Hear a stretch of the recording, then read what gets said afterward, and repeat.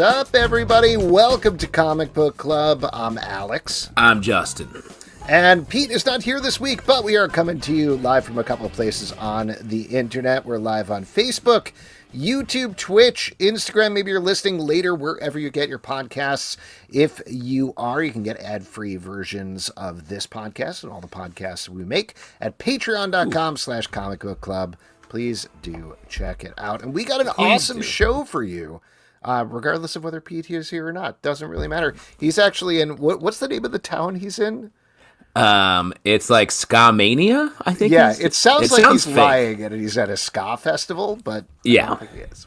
And honestly, let's just say that. Let's say he's just he's out there bringing back ska in Washington. Mr. LePage goes to Washington State.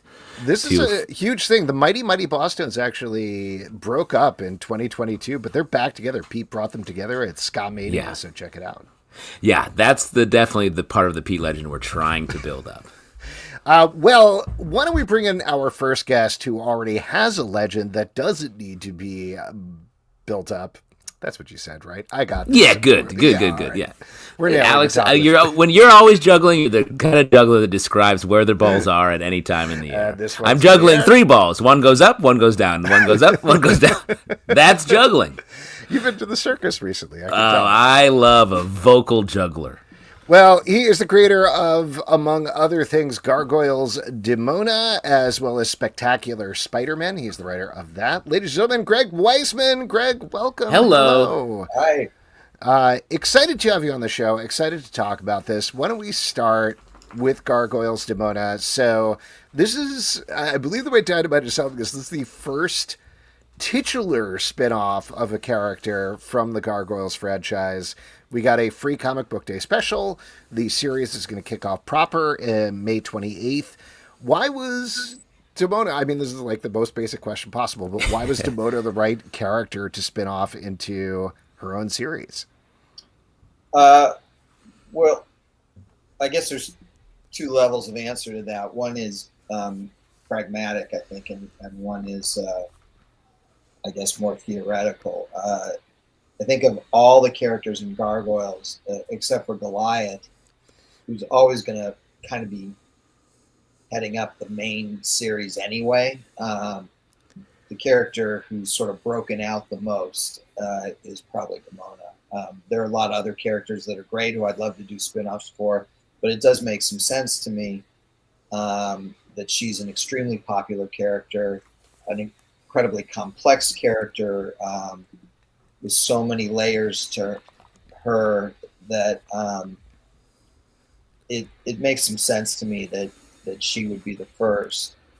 Pragmatically, I produced Gargoyles. I created the show and produced it, 30 years ago with Frank Parr. So Frank and I were supervising producers of the show. We were co-showrunners of the show. And Frank came to me after I'd been doing comics, first with SLG and then with Dynamite for the last couple of years for Gargoyles. He came to me and said, hey, what if you and I did something together that focused on Demona during that 1,000 years when our lead Gargoyles, our heroes, so to speak, were frozen in stone by a magic spell for 1,000 years. Demona was banging around the world just trying to survive, getting more and more embittered as she did it. Yeah. So what if we did something there? So that happened to dovetail with conversations I'd had with Dynamite and conversations Dynamite had with Disney.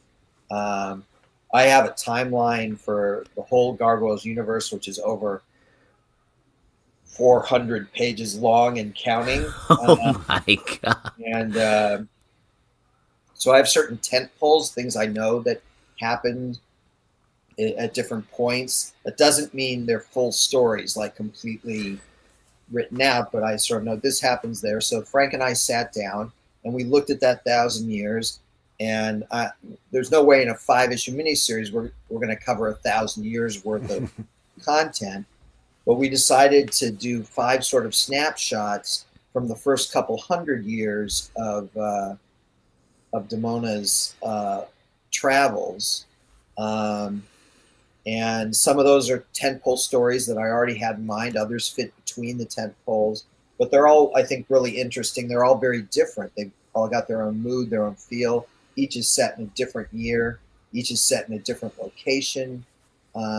Each is even a different genre. So issue 1 is historical fiction. That comes out, as you mentioned, May 28th. And then issue 2 is sort of swashbuckling adventure. Issue 3 is a horror story. Issue 4 is a mystery story. And issue 5 is an elegy. So we've got a different tone, a different feel to each of these stories. They're all pretty self-contained, but there's a through line that runs through them, sort of personified in the character of Demona's foster daughter, Angelica. And so I think it's a really interesting series. Frank is turning out some truly gorgeous artwork. I mean, just there's Frank's work there now on screen.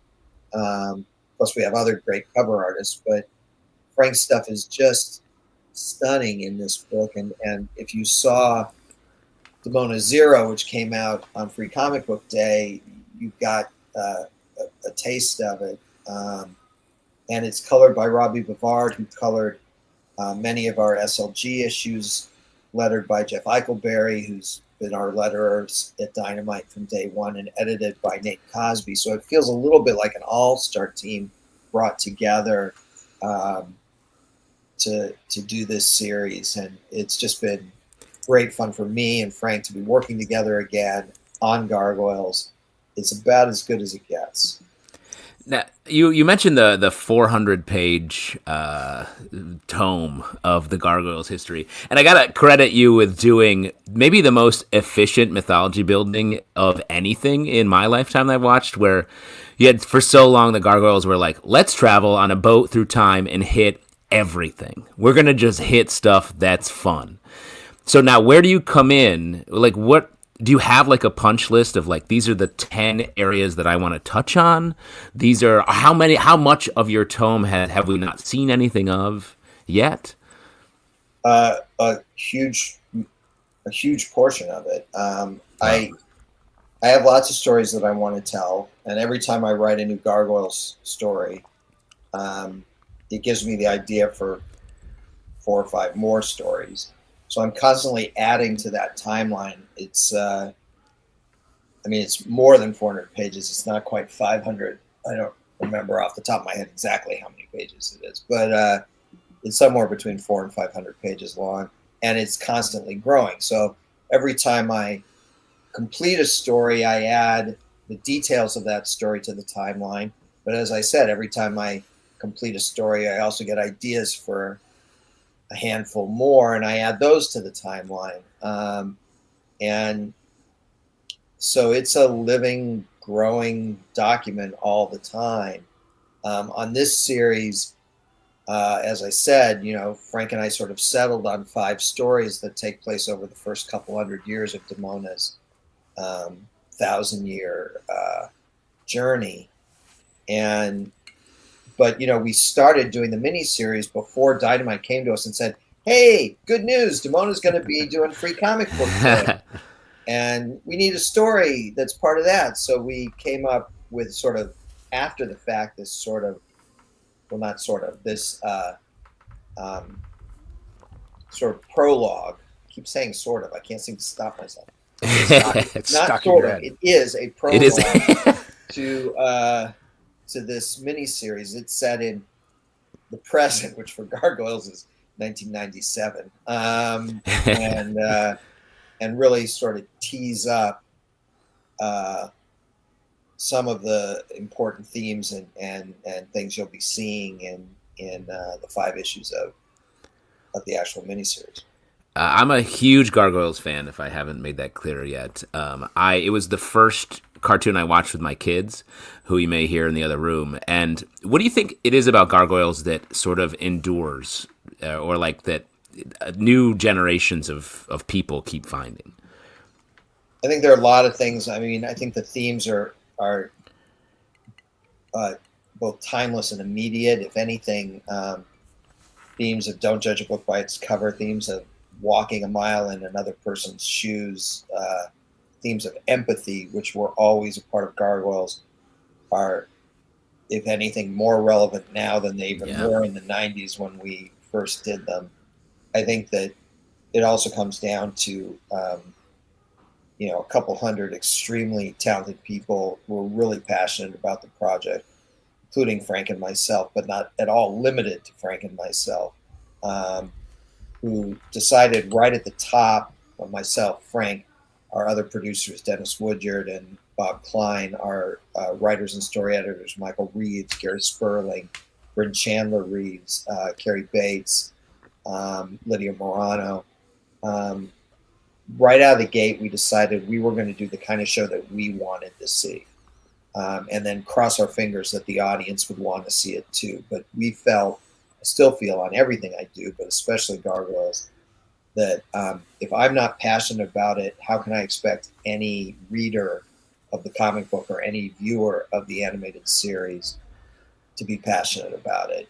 If I'm just hacking it out, if I'm just trying to guess what is it that the viewer wants to see or the reader wants to read, but I don't have any skin in the game, so to speak, then I think that shows in the work. And you're better off just doing what you love and hoping that the audience comes with you, than trying to guess at what they want and maybe hitting, but more likely missing. And even if you hit, there's something kind of hollow about that. And that's been my rule of thumb since Gargoyles, even before Gargoyles, and it's served me fairly well. I'm not saying that everybody loves everything I do. I don't expect that or need that, but in general, we've got some pretty amazing fandom with Gargoyles. Last July in Minneapolis, we had a big celebration of Gargoyles' 30th anniversary. I was there. A bunch of our voice actors were there, including Keith David, who played Goliath, Bridget Bacco, who played Angela, Tom Adcox, who played Lexington, Zara Fuzzle, who is the voice of Scheherazade. We had just a pretty stellar group of professionals there, and then a huge turnout from fans, both old fans, some fans I've known for 20 plus years, and I'm now friends with, and new people who've only started, knowing about Gargoyles from the Dynamite titles or from watching it recently on Disney Plus. And you talk about watching it with your kids. Well, 30 years ago, or maybe 28 or so, I was watching my kids, and I think that's another thing that has made it sort of live on, is that there's stuff there for kids. There are colorful monsters flying around the city, but there's also explosions and all sorts of cool sci-fi or fantasy elements to it. But there's also real emotion and real heart and Shakespeare and mythology and all this stuff for older kids, for teens, tweens, adults, ancient geeks like myself, and I think that's made the show pretty timeless. In fact, if you watch the show now, the only thing that even gives away that it's set in the 90s is the cell phones. Yeah, either the lack thereof or the fact that occasionally David Xanados will pull out a cell phone the size of a brick. He's got the Zach Morris cell phone. Yeah, with a giant antenna sticking out at the top. On that note, do you ever get upset that the Gargoyles will never get to see The Matrix because that's about 2 years off? I've been advancing it slowly, very slowly. Yeah, they're huge fans of The Matrix now. Started in '94, and we're up and ended. The TV show ended in '96. We're at '97 now, and when we get back to the main thing, we'll cross over into '98. I'm in no hurry to move through the years. You'll stay there. It's nice in the 90s. If you want, this is just an idea. You could have them pick up a copy of Variety and be like, Keanu Reeves is going to be in a new movie in 2 years. Just really tee it up in advance. Really good. Alex really pushing the Matrix. Keanu needs my help. So I think we're good. I do want to ask you though. One last thing before, yeah, and then you can go, Alex. I grew up. All of my questions are about the Matrix, so go ahead. Yes, no, it seems that way. That's why I'm trying to give a little space between your Matrix and Matrix Revolutions question or whatever. I grew up in the country. Now I live in New York, and I've been bringing like gargoyle statues up anytime I'm in a skyscraper. So I'll keep you posted if any of them start to move or come alive. I appreciate that. Oh, was that your actual? No yeah, that's my statement. Statement of intent. I mean, not exactly the flip side, but like kind of on the flip side of what you're saying. Obviously, you've been doing this, like you said, for 3 decades and living in this story in various aspects with breaks in the middle there. But from animation to taking it to comic books, obviously also very different medium. You've been doing the comic books for a while here, but what have the different challenges been in terms of executing this story in the comic book medium? Yeah, it's a good question. The fundamentals of it are the same. I mean, this is a bunch of index cards. Your audio. No, just click them together. They love the tactile. Yeah. This in essence is Demona issue 3, which I'm scripting. I was Wow. scripting right up until I clicked on to join this podcast. And how I work in television and in comics is the same in the sense is I get a bunch of index cards on a bulletin board or on a big table. I move them around until it starts to gel for me, and I put them in order. Then I transcribe that, and then I make a script out of that. And that basic, very high-tech system is the same across whatever medium. I've done novels that way. Wow. But when it comes to breaking these things down, I've learned things over the years. One of the things is that, and you have to keep in mind, I actually started in comic books doing Captain Atom in the 80s, long before I wrote any television episodes. But I spent a lot of years doing television, and television has a 3-act structure. A half-hour episode of Gargoyles in particular really does, because you got an Act 1, commercial break, Act 2, commercial break, Act 3, end credits, right? So, and Gargoyles itself is an incredibly dense show. I mean, we pack as much content into that 22 minutes minus 8 minutes of commercials of the half hour as we possibly could. And what I learned early on back on the SLG books in 2007, 2006, whenever I did those books, is that it takes about 3 issues to cover that much material. And when I started doing Gargoyles again, even at the very beginning of the Dynamite run, I was kind of locked into that 3 issues, with each issue being an act of an episode. And I was very much doing a television structure translated into comics. And I quickly began to realize that that wasn't either necessary or really ideal. And I started thinking in terms of unit of measure. And the unit of measure for television is an act. At least it was back in those days when we had commercial breaks, because what's essential is at the end of each act, you've ended with something intriguing enough, or a cliffhanger, or exciting, or whatever, a mystery that makes people want to wait through the commercials and stick with your show and not go away. That matters less in streaming. But even at the end of an episode, you want enough, even if you've resolved the story, you want enough that's fascinating about what you just watched that they'll come back for the next episode, or keep right on viewing if they're binging, right? So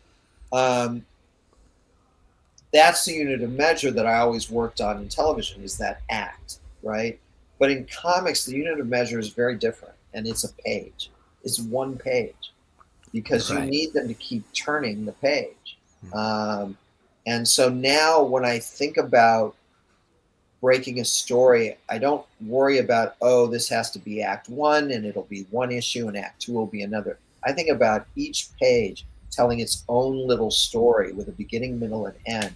And the end Wow. may be, again, it's just something intriguing, just something that catches your interest. It may be a flat out cliffhanger. It could be a lot of different resolutions, most of which don't resolve. They make you want to turn the page, but each page has to tell its own story.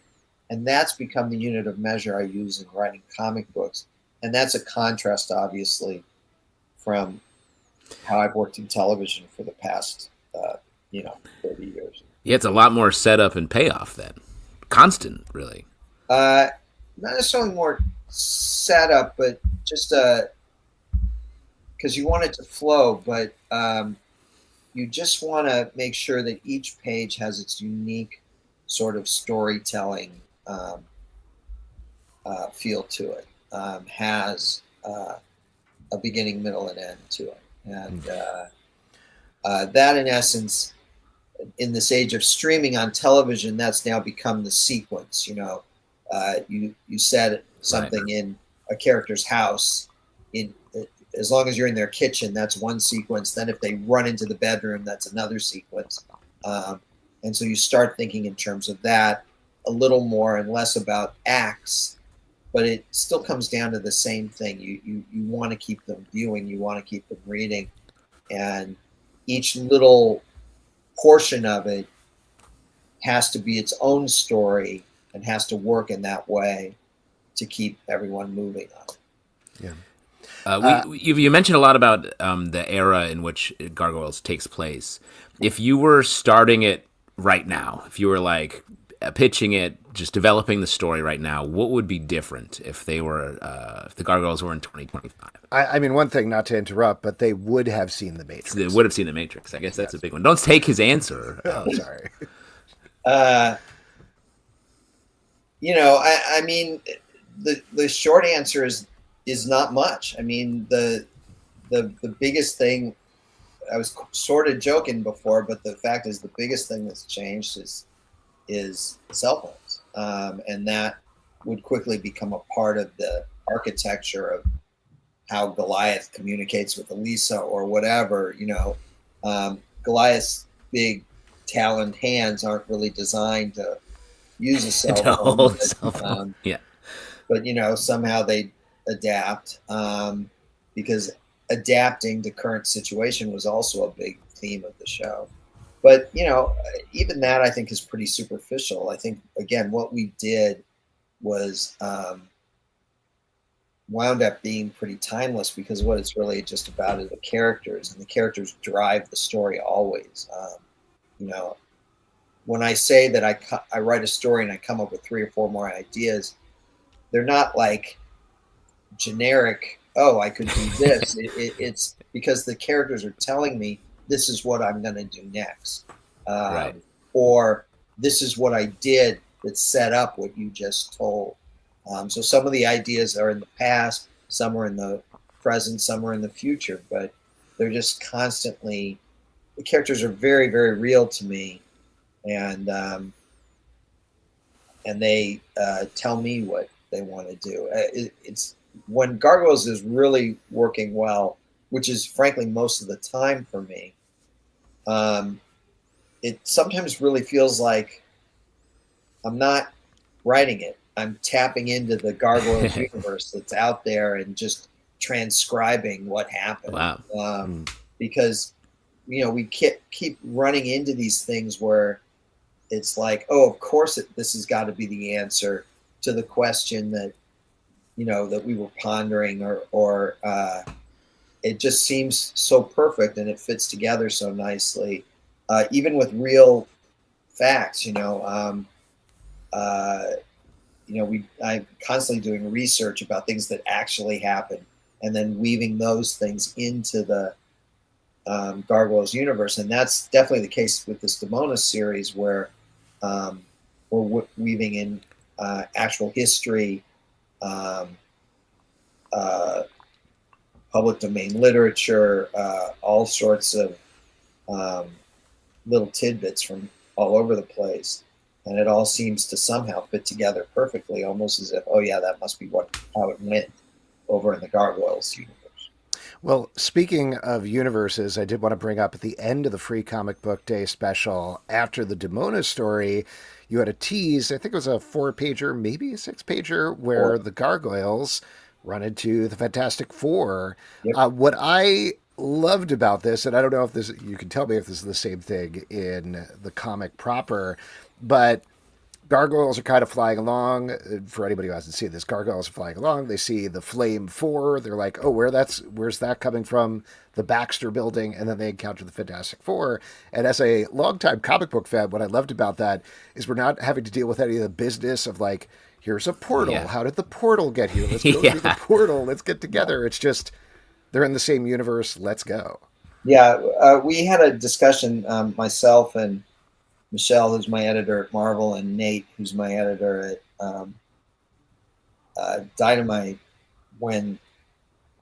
because they came to us. They were like, "Hey, do you want to do a crossover with Marvel characters?" And I'm like, "Yeah, sounds good, interesting." My initial thought, because I'm writing Spectacular Spider-Man, and by the way, issue 15 comes out on May 14th. Which for us is tomorrow. I don't know if you're listening to this, but as we record this is tomorrow. I was like, let's do Spider-Man and Gargoyles. And they're like, oh, you can't do Spider-Man.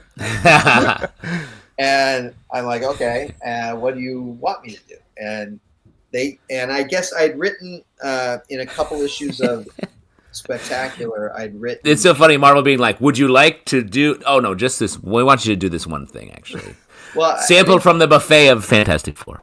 Yeah, I'd done Ben and Johnny as guest characters in Spectacular in a couple issues, and I guess people thought I did an okay, or at least not, disastrous job writing the two characters, because then Tom Brevoort gave me an 11-page story to write for this Fantastic Four anthology that's coming out soon. I don't know when, but soon. And I guess I didn't screw that up either. So they sort of said, well, he seems to know how to write the FF, so let's put Gargoyles with the FF, and that'll work because we got a movie coming out and that kind of thing. And I'm like, great. So, and I do think it works thematically because Fantastic Four are the first family of the Marvel Universe, and the Manhattan Clan is the first family of the Gargoyles universe, which, Justin, as you noted, over time just got bigger and bigger and bigger, more and more heroes and characters in it. And so it made sense to me to sort of bring these two first families together. They're both based in New York. The Gargoyles are at Castle Wyvern, which is atop the Erie building on Central Park South. And the Baxter building is somewhere in Midtown Manhattan. I'm not exactly sure where. Somewhere on Madison Avenue, I assume, because that's where Marvel was back then. So that just made a lot of sense to me. So we did this little preview, 4-page story nugget, barely, in Demona Zero. And then we're doing 2 books this fall. Marvel, I've written the scripts already and the art's being done on both. Awesome. Marvel is doing the Fantastic Four meets the Gargoyles. And then Dynamite's doing the Gargoyles meets the Fantastic Four. Oh, that's awesome. These 2 stories and the little nugget in Demona Zero are all in continuity with each other. They're not part of Marvel's 616 continuity, though I'm trying as much as possible to be consistent with that. And they're not part of the main Gargoyles universe continuity because obviously the Fantastic Four don't exist in that. But again, I'm trying to be consistent with the characters. So and there are little sort of gargoyle nuggets in these stories that hint at things that might come someday in the actual Gargoyles universe, sort of Easter egg kind of stuff. They're in continuity with each other, but mostly it's just, hey, let's have fun with it. If Batman can meet the Ninja Turtles, then why the hell can't the Gargoyles? We're ready for that. We don't need to do all the work. I don't need to put them through a portal and make this a part of the fun stuff. We're doing this. We're just doing it. And we're after like 5 years of MCU movies that's mostly scaffolding, I think everyone's learned the lesson, like, let's just do the fun part again. Yeah. How about? I know we're going to have to let you go in a second, but I did want to bring up one comment here from Twitch. Bad Guy says, really enjoying Spectacular Spider-Man and hope Elementary gets to stick around. Me too. I'm enjoying it, and I hope Elementary gets to stick around. I hope we're having fun with that. Spectacular 15, which comes out tomorrow, is the last issue of the series, unfortunately. I'm really proud of the 15 issues. I really wish it had sold a little better, so we got to go beyond 15. Marvel is sort of, Nick Lowe, my editor, said that for a secondary Spider-Man title, 15 issues is pretty good. Yeah. I did comics in the 80s, and to me, 15 issues is nothing. So I'm not that impressed with the length of the run, but I'm very impressed with the great art we got on the run, and really happy with the stories we told. And I love the character of Elementary, and so I hope that myself or others get to use the character and keep her alive. I know I'm not really worried about Miles or Pete sticking around. I think I think they may have legs, those two. But ate them. It's been terrific fun doing the book,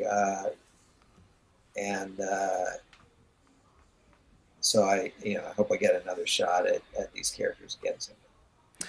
Well, it is awesome that you got 15 issues of it, and if I had read it, I would say it was a great finale, but reviews are embargoed tomorrow, so I won't say anything about that. Yeah, that's a secret. That's a secret for just us here on the stream.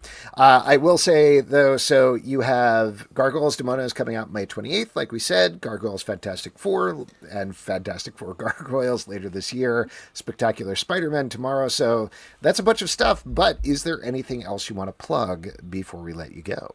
There's other stuff going on, but it hasn't been announced yet. And I got, all sorts of NDAs and stuff, and I just am not allowed to talk about it. So, nice. So describe right now, the NDAs though. How are the NDAs? Like pretty intense, like very. They're all pretty standard, actually. Yeah, good. That's actually pretty good. You don't want an extra long NDA. That's where something's up. I signed another one today that was less than 2 pages. I was kind of impressed. Oh, that's awesome. That it was as short as it was, but. Shorter. Greg, congratulations on everything. Really looking forward to more of Demona. Looking forward to the Gargoyles Fantastic Four. Hope we get, we'll see whatever the additional work is from you. Very excited about that. And take or leave the Variety Matrix idea. No pressure. Really good. No pressure. Thanks, Greg. All right. Thank you. Later, Bye. Greg. Love your work. Have a good one. All right, there we go. Once again, I know I just mentioned this, but Gargoyles It's the Demona. Matrix streaming on... Oh, no. Is that what... Sorry, I don't want to take your... No, Gargoyles Demona is coming out May 28th from Dynamite. Gargoyles Fantastic Four and Fantastic Four Gargoyles, as we mentioned, later on in the year. Spectacular Spider-Man is the new thing. Last issue comes out tomorrow from Marvel. And the other title he was referring to was Fantastic Four Fanfare. Yes. Yeah, I don't know when the new issue of that is coming out, but that is a very fun anthology. So, I don't know. I wonder if he's in the next issue or what it is, but I guess we love the first issue. There you go. Check out all of that stuff, and we got another great guest for you all this evening. He is the creator behind Dark Regards from Oni Press. Ladies and gentlemen, Dave Hill. Whoop. What just happened? I missed it. There we go. Dave Hill! There he is. Hit the right button this time. Hey there. Hey, Justin. Dave! Great to see you. It's been a bit. It has. Oh, my gosh. I grew a beard since last time I saw you. What do you think? I know. I like it. It really threw me. Oh, way good. off. No. I like to keep you I've always liked to keep you guessing. But yes. Don't worry. I have my comedy knockout trophy right here, so you can see that if that reminds you of our time together. I'm pretty sure mine is in the next. Well, I got several of them. In your trophy case. I've seen you win all of them. New York comedy insider baseball aside, yeah, Dave. Sorry. No, yes. That's great. I love it. Dave, you are the writer of a new comic book called Dark Regards, which is based on a true story from your life. It has art by Artyom Topolin. You know the art is good because art is in his first name, and in fact it is. But this is based on a wild story that I believe you previously told on NPR, if I'm getting that correctly. I told it on Malcolm Gladwell's Okay. Broken Right. Record podcast. That He was maybe where loves you heard it. Satan.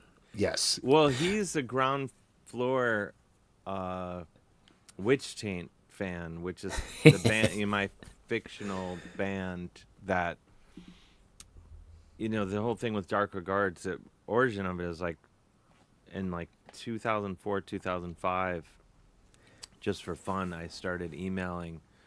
There was this black metal website that had a contact page for all, like a bunch of bands, and I just one night, just completely for my own enjoyment, I never intending anyone to ever see it. I just went one by one, and I would be like, "Hey, what's up, Black Witchery?" That would be a band, and like, "Hey, is there another band called Black Witchery? Because I got your record, and it, I was told that it was really extreme, stuff, but I got this total pussy music instead. Like, is there another band I should be checking out?" Like, just dumb. I love that you're privately trolling, like email. This is not public in any way. You're just literally. It was never intended. Truly never. It was before anyone even, like was using the term trolling.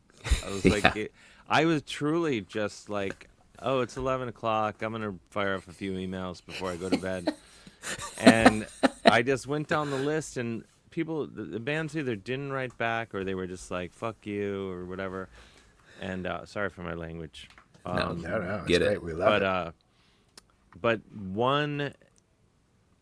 I ended up being the record label of this band, Mysticum, in Oslo, and I was basically saying you can actually read the entire original email thread at theblackmetaldialogues.com. That's kind of the origin of the whole comic book. I mean, you don't have to have read the emails to enjoy the comic, but there's emails in Dark Regards that are verbatim from the actual real conversation. Yeah. So not to interrupt, but to give anybody just the very broad overview of the story, and I'm sure I'm getting some details wrong, but you started trolling with these emails, essentially created a fake black metal band called Witch Taint. Yeah. That ... there was a nuclear threat against a small town in the middle of America. Is that sort of the end result of something? Well, what you're referring yeah, I mean it's sort of there's a lot of hyperbole and whatnot in Dark Regards, but yeah, that's the gist of it. Is I made up this teenager named Lance who was the king of black metal, and he had this band Witch Taint, and again, that Witch Taint was just like I really don't like to give myself much credit for anything, but I will say that I believe Witch Taint is the best band name of all time. Yeah. And it just came to me like as quickly as I was typing it. Like it was as if, like, of course, my band Witch Taint. I don't know. It just came to me as I was writing, and it's but it truly like it was never like I ended up showing it like this is even before like black metal. Like now it's so like in pop culture and all that. Right.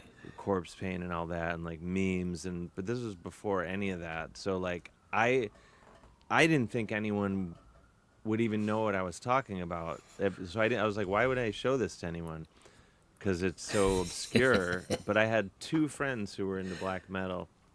My friend John Kimbrough here in New York, and my friend David Jaffrey in LA, and I would send them the emails every week. Like, this was the exchange. Well, like I was like, this is the back and forth from this week. What is the volume? Sorry, can you tell us the volume of emails that you're sending and getting in response? It was like a couple a week for like 6 months, maybe. That's so much. I mean, emailing. It would trail off, like, and like I'd email him, and then I would just like, take a while to respond. He'd take a while, and like, and then eventually, he was like, well, if your band's so great, send me a demo. And so I recorded this horrible song with my friend John in like 20 minutes, sent it. And the thing about like the emails ended up, my friend David sent it to one of his buddies, and he wanted to put them on a website. And once they had like run their course and the guy stopped responding, the emails were like, I wouldn't have wanted people to see them if it were like me making fun of this guy. I think really what's interesting about the emails, aside from them just being funny, I guess, is that he's just really patient with me, and he's dealing with this complete arrogant idiot like for months, and like and he eventually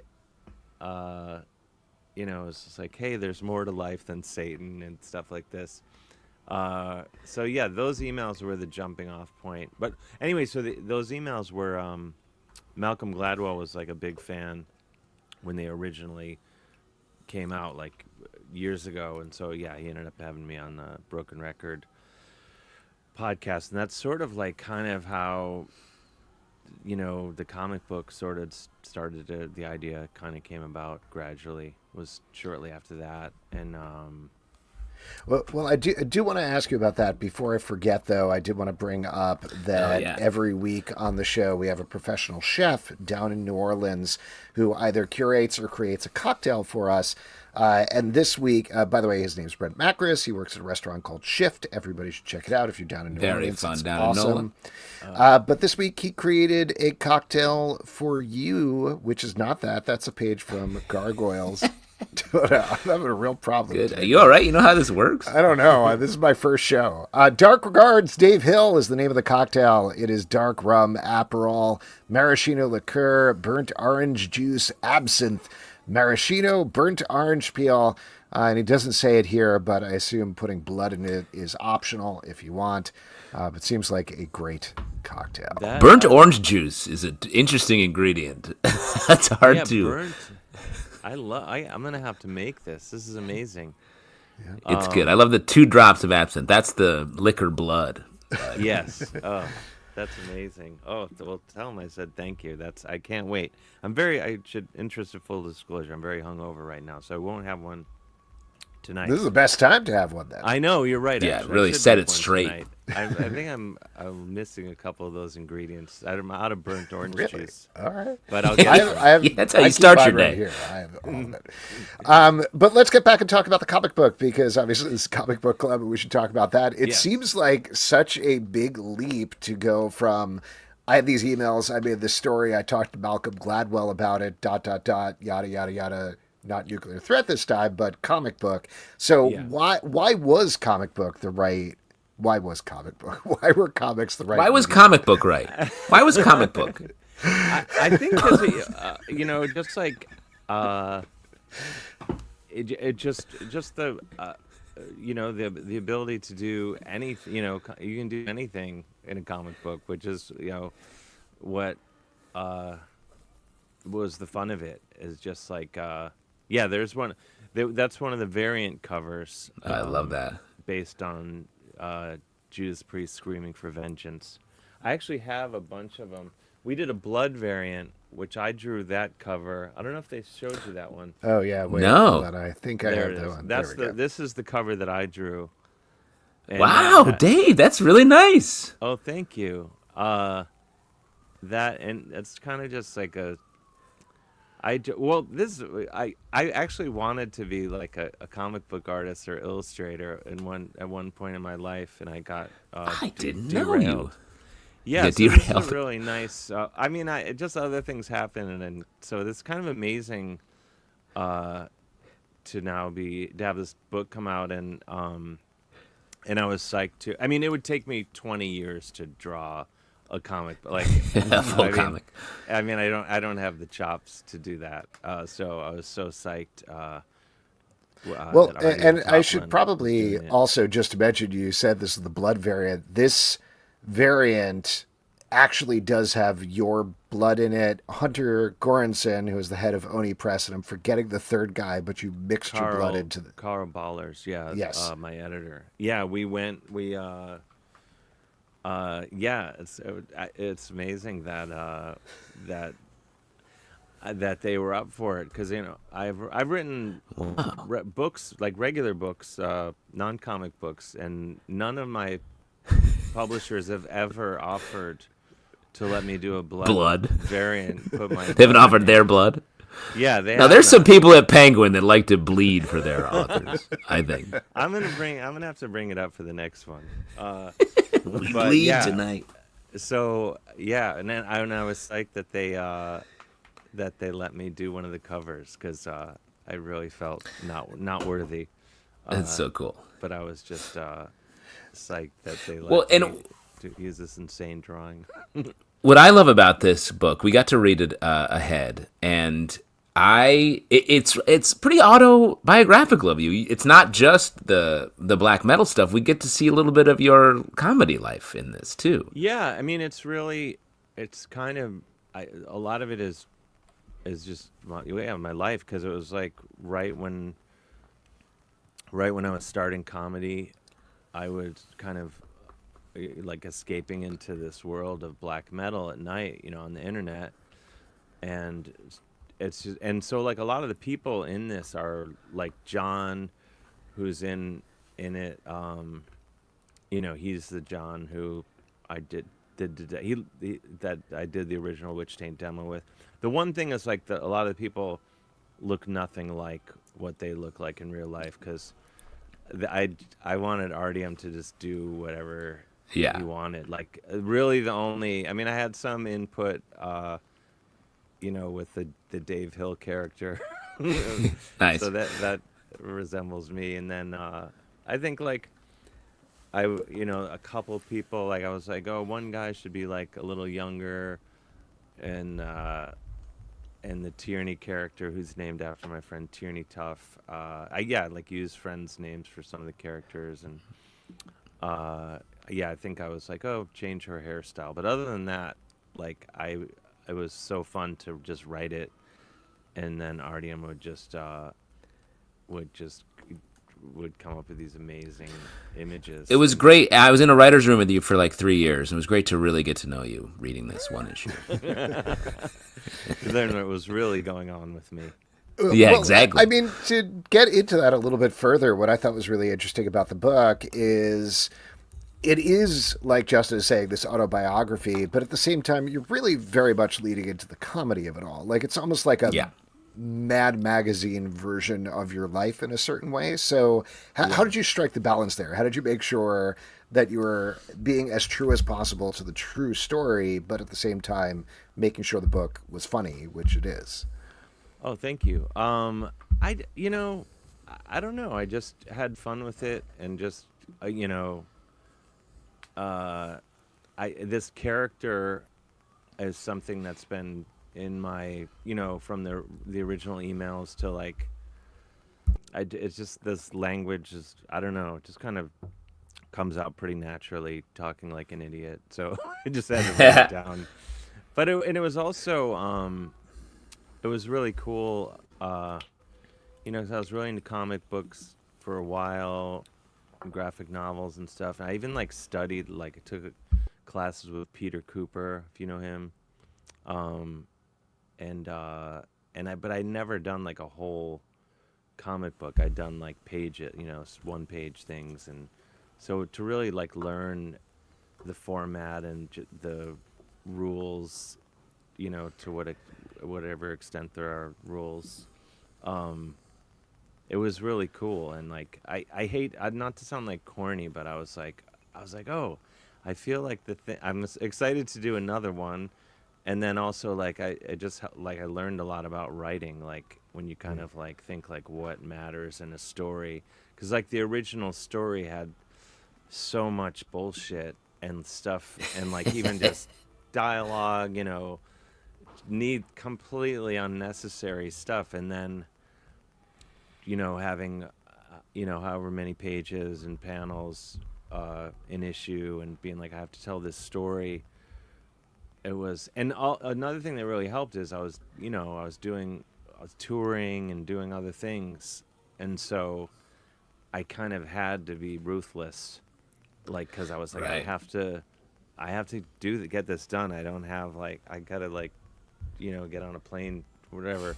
So it kind of helped me, I think, make it better because I was just ruthless about, what went into it and what could go, and early drafts would have every 5 different people chiming in, and then you realize just have this one guy say everything, to It's move fine. the story. We got a couple of things here in the comments that I wanted to bring up. This is from Twitch. Hartford 1988 says, "Was the Blood Ink inspired by the Kiss comic?" No, why would you say that? No, yes, completely stolen. Completely stolen. Yeah, the Kiss comic in the 70s. Oh, I say this for anyone that doesn't know. At Kiss, the Kiss comic book, they allegedly put their blood in it. So no way. We definitely did. So Yeah. Did you? Okay, I just have to ask about the process. I know there was a video online, so I probably should have watched it. But did you pour the blood over the printing press and let it go into there? No, we kind of had to be more covert about it because. Yeah, it's a little unsanitary, Alex. Yeah, I mean, I think the more I talk about it, Oni's gonna get a phone call. But no, we did the blood in a hotel room. It was very. It's good. That's clandestine, man. That's right what you want.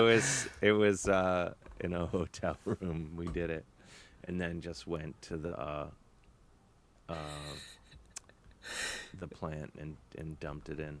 That has big are we doing this? And then daring each other up and we did it. We actually. Oh did it. yeah, I didn't really enjoy it because. It's the blood. Again, I mean, I keep going back to having worked with Penguin and more just publishers that don't ask you to meet in hotel rooms and draw blood. So I just didn't really think they were serious until I showed up and they're like, "All right, your turn." We'll take 4 pints, sir. So it was pretty. It was a fun day. Yeah, we drove up to the plant, and I think I got a salad after. I can't remember. Nice, No, good. Really. I got jalapeno poppers. And, Oh, nice. Right. Really That's reset the heftier. system. Yeah, exactly. yeah. A lot of your blood is Gotta get- jalapeno poppers. Yeah. So good replenishment. Yeah, And you bump into other writers pouring their blood into other comic books. There's a line. A lot of printing. Everyone's doing it. It's so we gotta up the ante. I don't even want to think about it. Yeah. Similarly, Nat Townsend asks on YouTube, "Do you think Malcolm Gladwell put his blood in any of his books?" I'm going to say The Tipping Point for sure. The tipping point is a lot of blood. It's mostly blood. Yeah, I have a full blood edition. There's no ink. It's all blood. He was very dizzy. Slops out. You take it Yeah, out. yucky. You got to get it in a bag. David, I feel like you've been touring a ton lately. Can you tell us a little bit about I have that? 'Cause, been. it looks pretty awesome online on Instagram, anyway. Oh, it's the illusion of Instagram. No, I've been having a great time. I've been doing my own, headlining touring, but then in the last year and a half, 2 years, I did a couple Tenacious D tours opening for them, and then I did a couple tours with Michael Shannon and Jason Arducci. They and friends who are John Stewart from Wilco,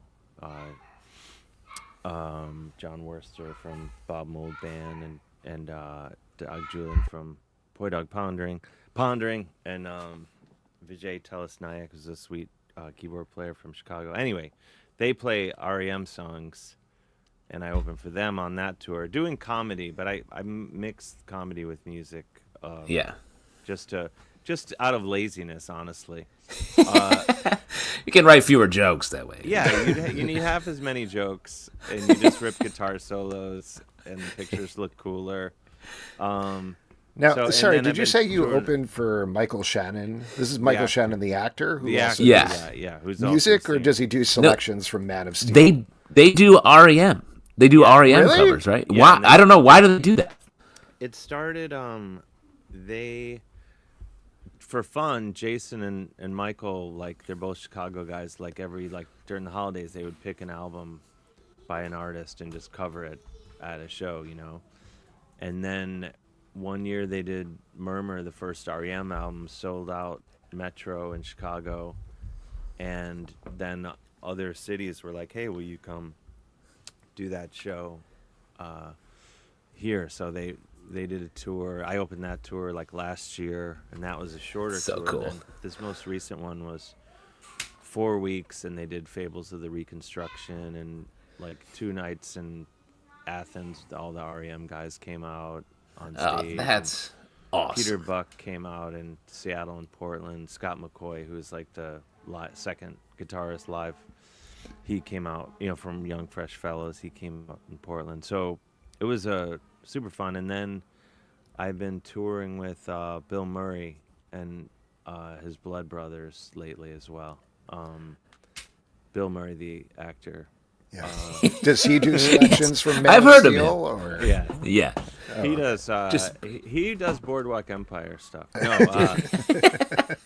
No, they do mostly covers. Like, it's sort of like Mike Zito is an amazing guitar player and singer, and Albert Castilla, ditto, amazing singer and guitar player. They each have a band. Then they merge their bands, and it's called the Blood Brothers.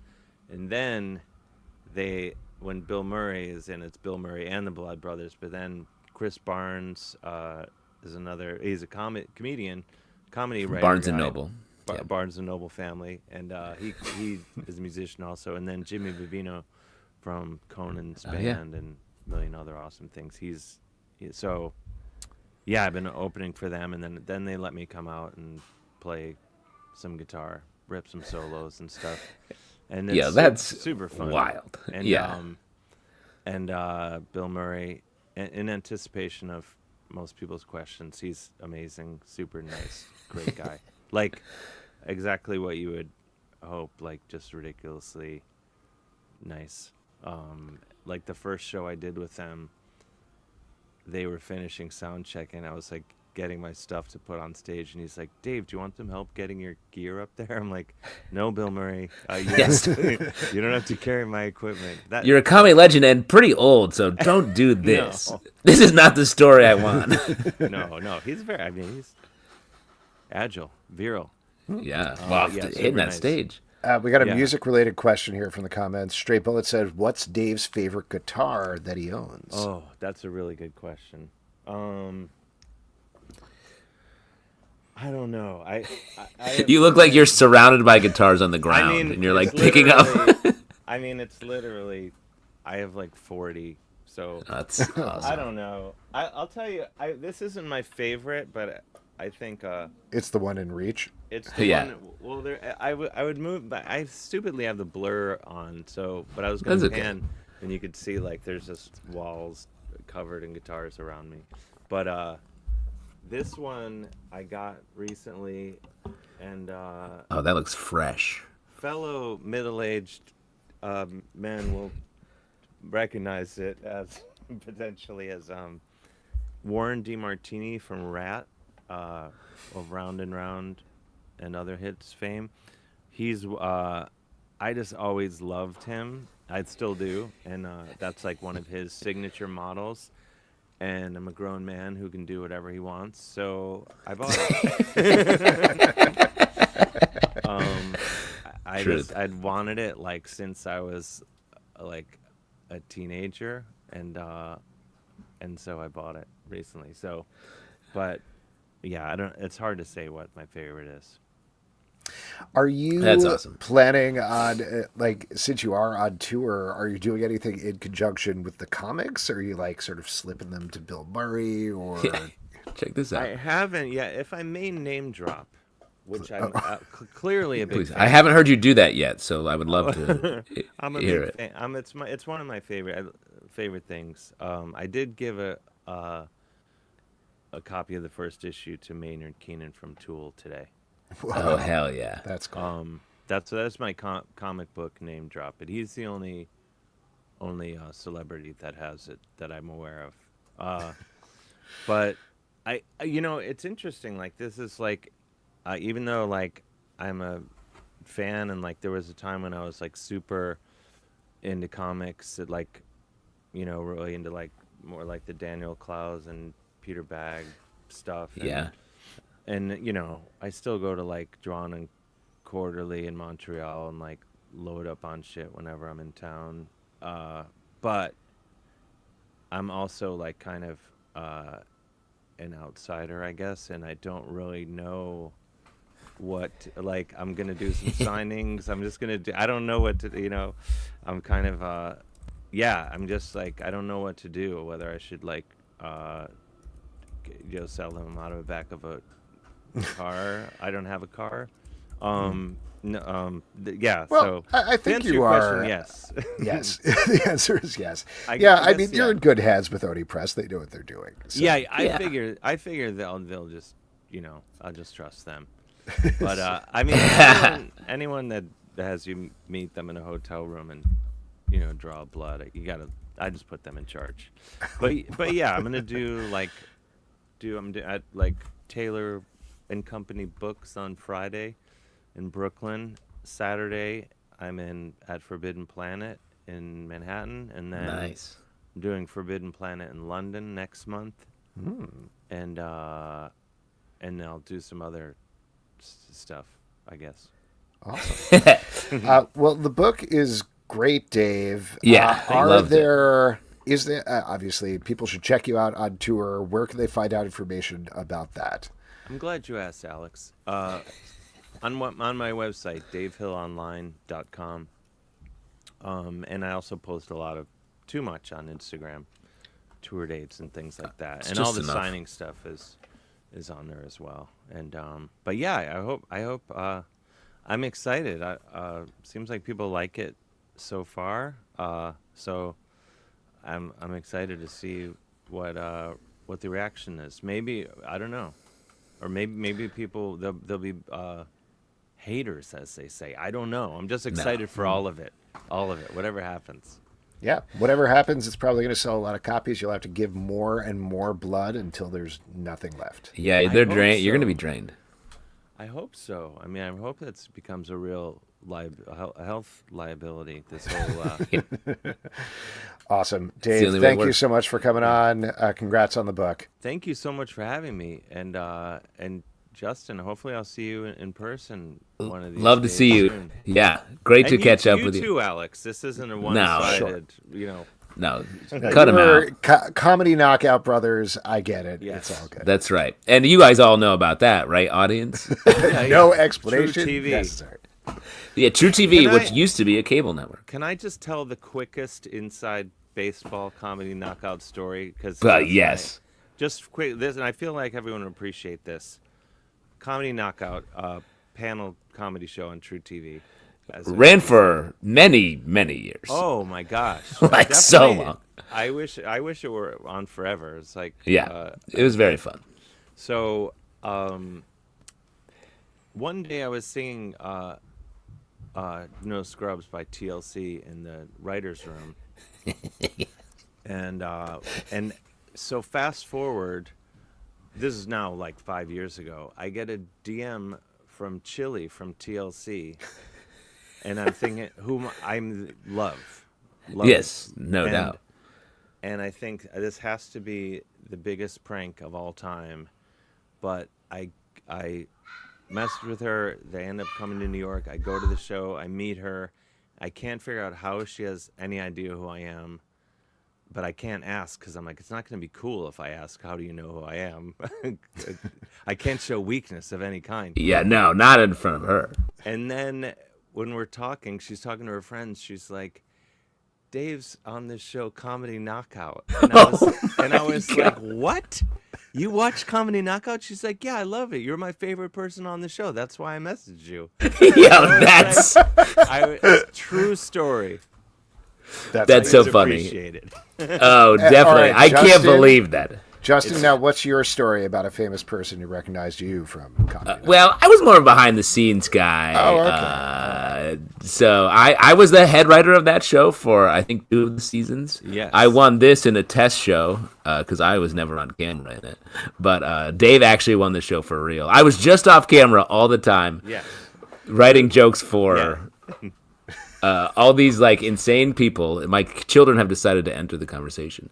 It's also crazy because a lot of the like mediocre guests are now very famous podcasters who have control over our politics. So shouts to Comedy Knockout for that.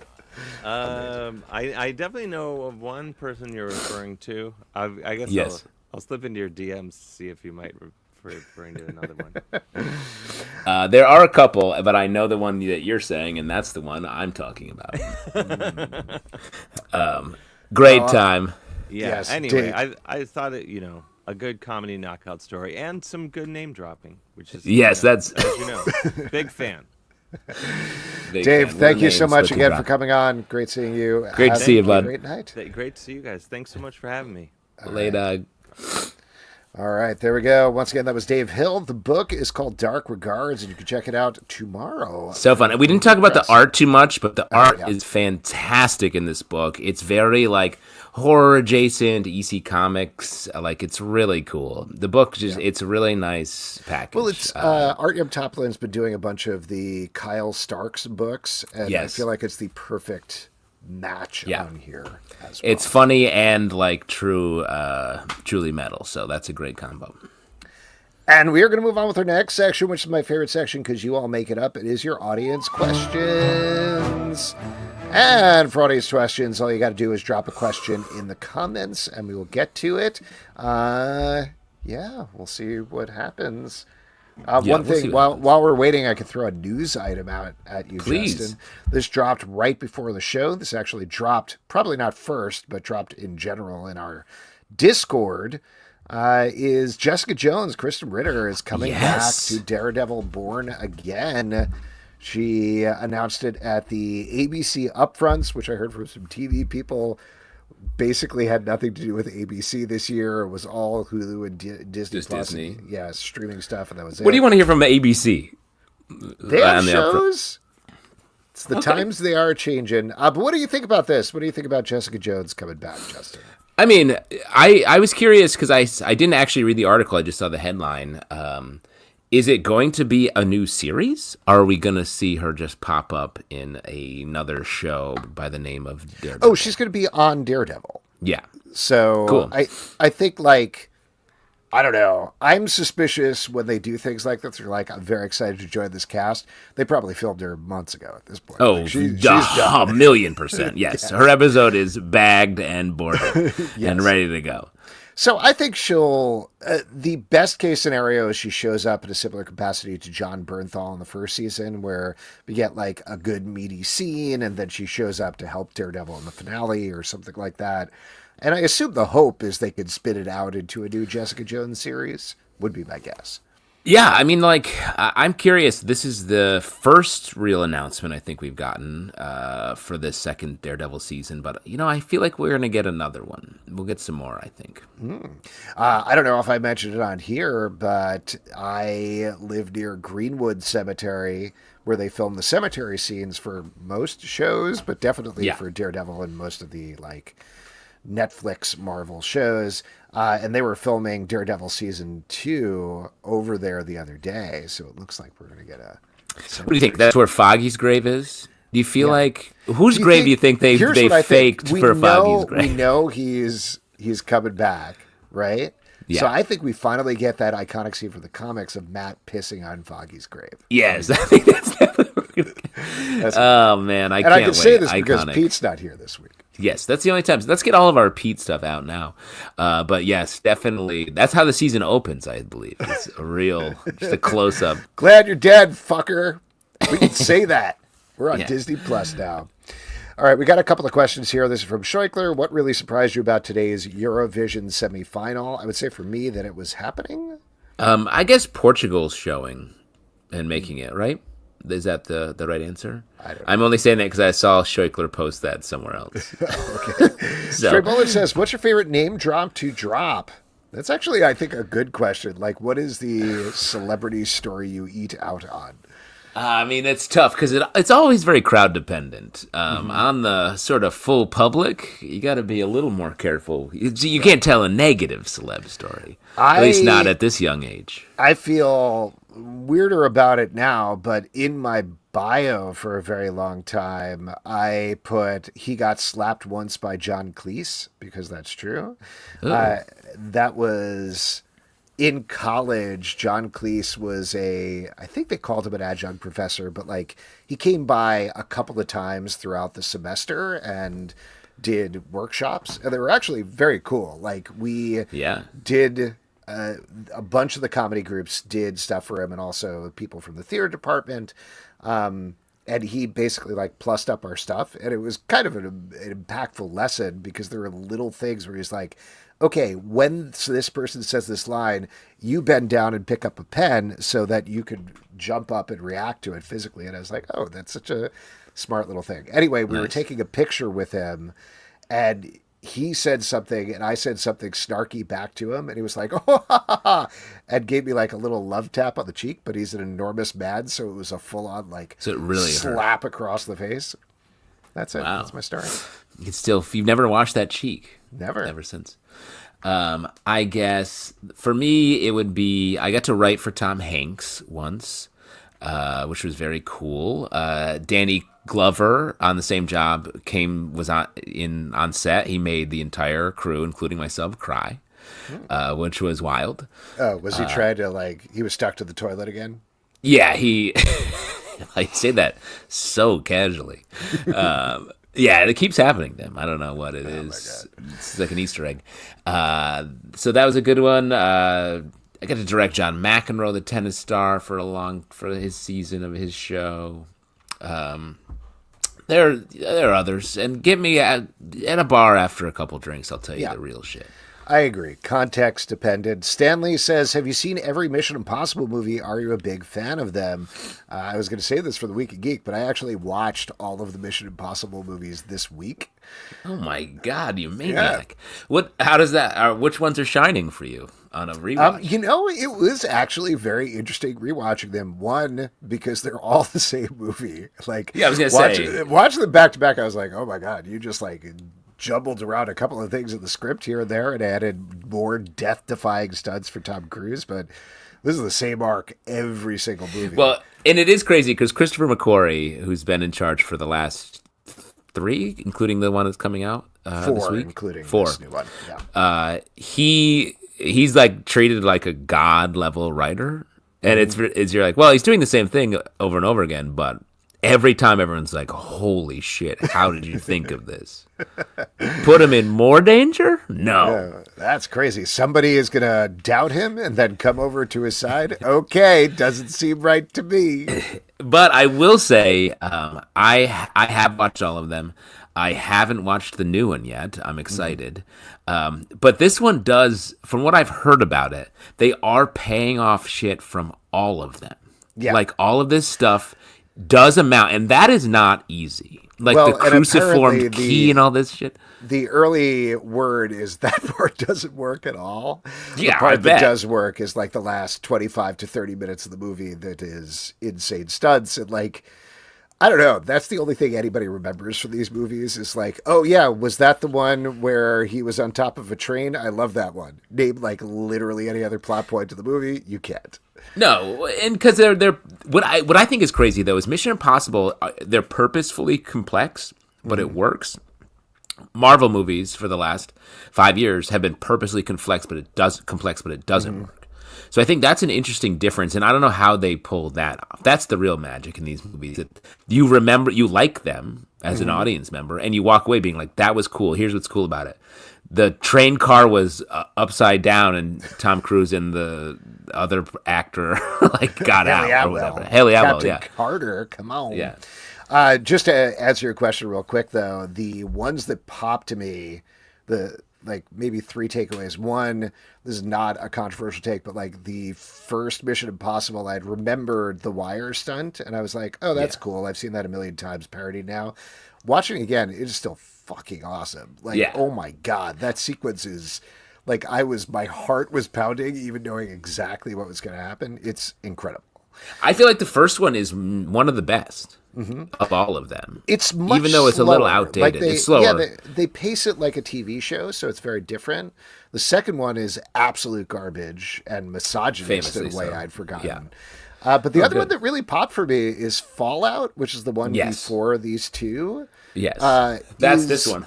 I think that, yes, with Henry Cavill, and that's I think awesome. It's the best one. Like, I think you're legitimately, right. like, the arc is good, the story is good, the emotion, like, they finally brought everything together in that movie, and it's excellent. Yeah. So, yeah, even with the advanced, like, mixed reviews, I'm excited for the next one. Oh, hell yeah. I can't wait. Let's see. This is Schreikler. Real audience question. What are some short-lived comics, TV shows, whatever, that you thought had really strong world building? Short-lived comics, TV shows. I'm going to give, this is the first answer that came to mind. I'm sure Schreikler remembers this. I don't know if anybody else does, but there was a TV show called Earth 2. Do you remember that? Oh my God. Yes. I loved that show when it came out. I'm sure it doesn't hold up, but it was basically like 20, 30 years before Battlestar Galactica got reinvented. Like, I remember having that same sort of feeling from that show where it was a bunch of settlers get stranded on this alien planet and like are slowly figuring out the mysteries there. And again, it was probably like 10 or 15 years too early, but it just like hit all that mystery stuff. See, Earth 2 is right next to Sequest DSV in my memory. Like, they basically are doing the same exact Yes, shit, 100%. One is But under the sea. Yes, Sequest, though, I was like, I don't know. What are you going to find there? You're just. I mean, I will say, Sequest tried so hard. They were like, actually, under the water, we haven't really explored. Like space. I was like, we get it. Okay. We kind of have, though. We kind of Yeah, exactly. We've seen a lot of it. I go swimming in the ocean, so I know a little bit about it. You guys. Yeah. Roy Scheider. Any other. I mean, I would say the two first kind, and these aren't super short-lived, but Avatar: The Last Airbender and Adventure Time are some of the most amazing world-building of an animated show that I mean, Gargoyles is another one. We talked about it earlier, but like, not that that was super short-lived either, but the world-building of that show, like, I still think about it, and I love it. This is from Michael T. Should they bring back all the other Defenders? I think number one, of course, people want Iron Fist to come back 100%. Like, he's got to come back. Finn Jones. Do not recast, I think, is the biggest. Definitely not. No, I don't know. Bring back Mike Coulter. Everybody likes Mike Coulter. He's great as Luke Cage. That would be fun. Yeah. Well, that's the other one I think that will-ish happen. Yeah. I'm I like think what they're going to 70%. do, which is going to suck for Finn Jones, is they're going to bring back the ones that everybody likes and leave the other ones to the side. Hey, I got bad news. That's how everything works. Everything. Here we go. Ooh, controversial. All in the Game says, do you prefer the best Bourne movies or the best MI movies? Ooh. I mean, I'd say Mission Impossible. Bourne, really? Though, the first movie that car chased, I just remember like being in the theater and gripping the sides of my seat so hard. There was a point where I was like, oh, I forgot to breathe for like a minute watching this. And let me say, to the point you made earlier, like, I can remember the story of the first Bourne movie. And the Mission Impossible movies, I'd be like, I don't know if I can remember it. So like, there's a case to be made that they did something that really worked. And that opening bit, if I may call it that, of Matt Damon in the ocean, like, that's iconic. That works so well. I don't remember that at all. I'm sorry. Bourne is actually something that I'm like, I don't remember these movies. I'm sorry. But maybe I'll rewatch them. Maybe that's my follow-up to the Mission Impossible marathon. I guess we'll see what happens. And that is it for your audience questions. Now, normally we go to trivia, but Pete is, I believe, halfway through his 3-hour jam with his band at Scamania. Is that? Yes, his band. Yes. His band. Turn He's the page.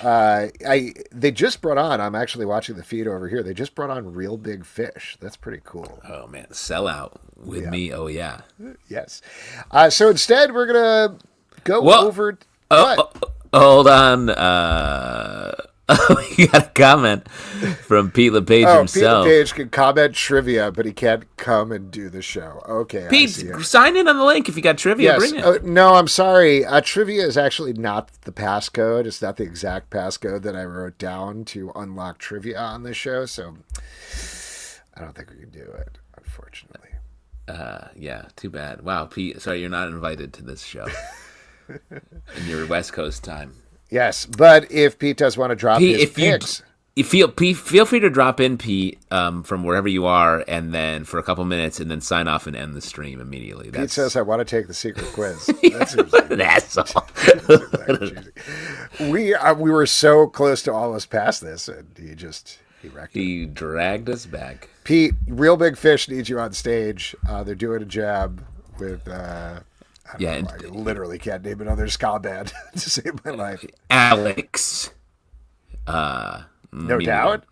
I mean, that's on the edge. That's ska, pop ska. Anyway, new comics are coming out tomorrow. Justin, what are you looking forward to?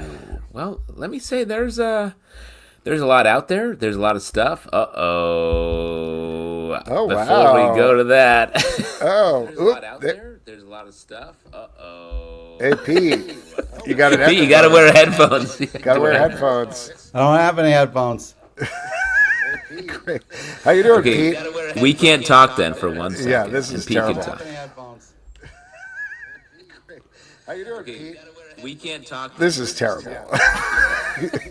Is this ska? Is that what that is? Sort of. Is this ska? What are you doing?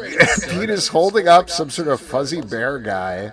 At least mute yourself. Yeah, mute yourself or something. Oh, it's a Bigfoot. Pete is holding up some sort of fuzzy. Do you know there's an echo going on, Pete? This is terrible. This is smooth. Everything was going so smooth. Pete, you can hold up signs and communicate with us. Like Love Actually would be really nice.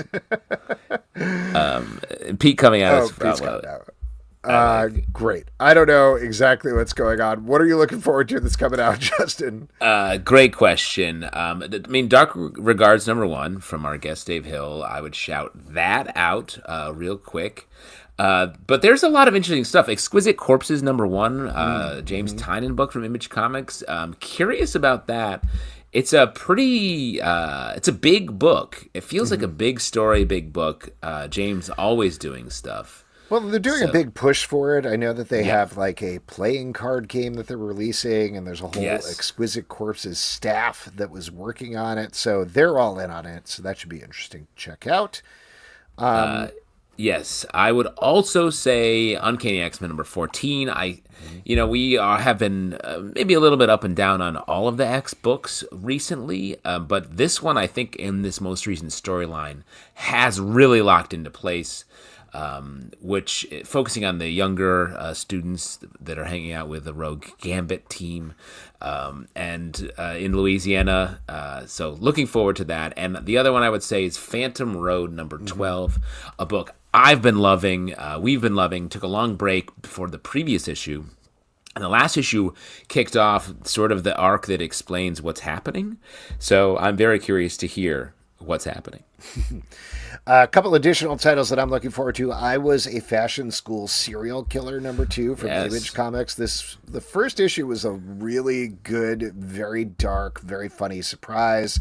So I do hope they keep that up in the second issue. The team is great, but they have a tendency to go in like very weird, esoteric directions. Yes. So fingers crossed it holds on to the more straightforward tone from the first issue. And one that the internet has been going in on already, Gwenpool #1. Oh, yes. This is one they kind of spoiled what's going on in the series. I don't want to spoil it for anybody, but there's a controversial thing they're doing in this comic book that I'm curious to see how they execute on, considering I like Gwenpool, so we'll see what happens. Yeah. And folks, that is it for this week's show. Couple of people we want to thank. We want to thank Greg Weisman for coming on to talk about Gargoyles Demona. That is coming out May 28th. Also check out Spectacular Spider-Man. Final issue is on sale tomorrow. Dave Hill for talking about Dark Regards. That is out shouts tomorrow. To Dave Hill. That is out tomorrow from Oni Press, and it is great. Next week on the show, Eric Jorker is going to be here to talk about Naked City, a graphic novel. And we're also going to have Sebastian Gerner and Alejandro Arbona to talk about their new graphic novel, Lake Yellowwood Slaughter. That is a lot of fun. Comic Book Club News, our daily comic book news podcast, Monday through Friday. Patreon.com/comicbookclub. Support this show and all the shows we do. Comicbookclublive.com for this podcast and many more. Until next time, we'll see you at the Comic Book Club. Yeah, good night. Comic Book Club. Comic Book Club. Comic Book Club. They sit on crappy couches and they let the secrets leak. And occasionally they'll let their special guest speak. So grab your written hammer. Don't be late for it, 'cause their girlfriends can barely tolerate it. Comic Book Club. Comic Book Club. Comic Book Club. Comic Book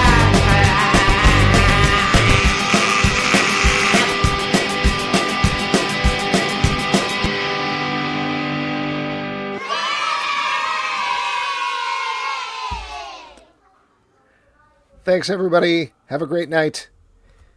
Good night. They do barely tolerate it.